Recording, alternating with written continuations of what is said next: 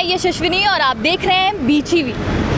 बिहार के बाहुबली नेता और जाप अध्यक्ष पप्पू यादव आए दिन अपने बयानों की वजह से मीडिया की सुर्खियों में घिरे रहते हैं। बीते दिन पूर्णिया में पप्पू यादव ने सरकार पर फिर से एक बार निशाना साधते हुए क्या कुछ कहा, चलिए देखते हैं इस वीडियो में। किसने किया? 30 साल से 1 करोड़ 32 लाख लोगों को बिहार से बाहर किसने मजबूर किया? ये वही लोग हैं जिन लोगों ने बिहार और बिहारियों को जीते जी मरने पर मजबूर किया, जिनकी जिंदगी हराम कर दी। और आज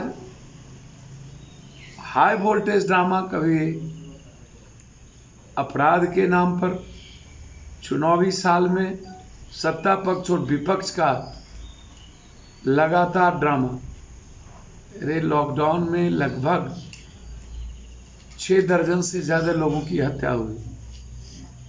और मैंने कई बार कहा, बड़े बड़े गैंग वार हुआ, राजनीतिक हत्याएं हुई, बहुत बड़ी से बड़ी घटनाएं घटी, लेकिन किसी नेताओं को याद नहीं आया। जब लोग सड़कों पर बेबस थे, भूख से परेशान थे, हरियाणा, गुजरात, अहमदाबाद, सूरत, दिल्ली से लोगों का पलायन जारी था, उत्तराखंड, पंजाब और सबसे अत्यधिक लाठियां चल रही थी, तब नेताओं की आवाज़ बंद थी। तब ये लोग मसाजों में लगे थे, तब इन्हें कोरोना वायरस का डर था। सत्ता पक्ष ने तो हद ही कर दी। धृतराष्ट्र की सत्ता की तरह संजय के द्वारा डिजिटल सूद लेने की तैयारी में न तो स्वास्थ्य मंत्री मिले, न तो मुख्यमंत्री मिले, और दूसरी तरफ विपक्ष का नंगा चरित्र।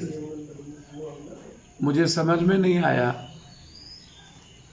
लगातार दिल्ली से लेकर पूरे देश में छात्रों का हाहाकार, और उसके बाद चुनावी साल में राजनीतिक नाटक, प्रवासियों के लिए धरना देने की कल्पना। तो ये देश की जनता जानना चाहता है, जब आम लोग सड़कों पर थे, सफाई कर्मचारी, नर्स, डॉक्टर, सिपाही, तो फिर ये नेता कहाँ थे? 700 लोकसभा राज्यसभा के MP को याद क्यों नहीं आई? यह सवाल आज हर लोगों के जहन में है।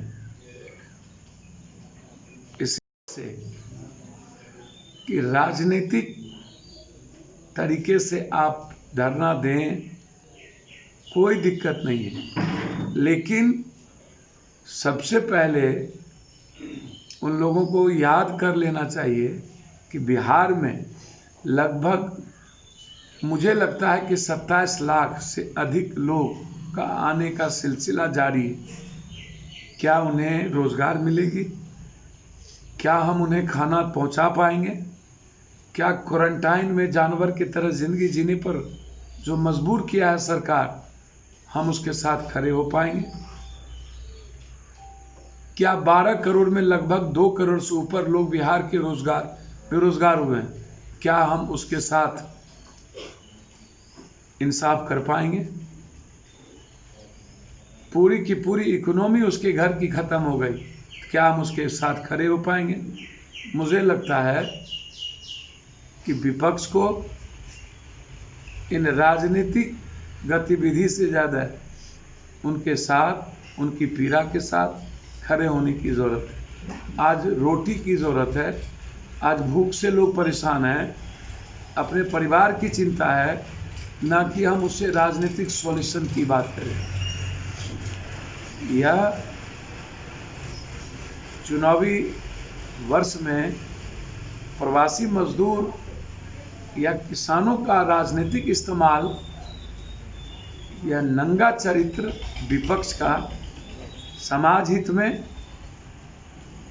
और गरीब हित में सही नहीं है। व्यवस्था की सीमा पार कर दिया है, बेशर्म है, लज्जा नहीं है। वर्चुअल रैली मौत के सौदागर होने के बाद ट्रेन मौत का सौदागर, सड़कों पर लोगों को मारना, क्वारंटाइन में मारना, भूख से मारना, 20 लाख करोड़ में 20 पैसे नहीं देना और उसके बाद वर्चुअल रैली के द्वारा राजनीति का आगाज, इससे बड़ा दोहरा चरित्र नहीं है। एक तरफ जल्लाद, एक तरफ जालिम, एक तरफ नागनाग, एक तरफ सांपना, एक तरफ खाई, एक तरफ गड्ढा। ये लगातार ये दोनों विपक्ष और सत्ता पक्ष का जो चरित्र है, यह बिहार और बिहारी के हित में, गरीब के हित में नहीं है। विपक्ष को अपने आचरण में परिवर्तन करना चाहिए। पप्पू यादव ने सत्ता पक्ष और विपक्ष को बिहार और बिहारियों के हित में नहीं बताया। साथ ही उन्होंने कहा कि सरकार को रोजगार और रोटी पर ध्यान देना चाहिए, ना कि राजनीति पर। साथ ही पप्पू यादव ने यह भी कहा कि सरकार को मजदूर और किसानों पर राजनीति नहीं करनी चाहिए। फिलहाल के लिए इतने, बने रहे हमारे चैनल BTV के साथ और अगर आपने अब तक हमारा चैनल सब्सक्राइब नहीं किया तो जरूर करें और शेयर लाइक करना ना भूलें। धन्यवाद।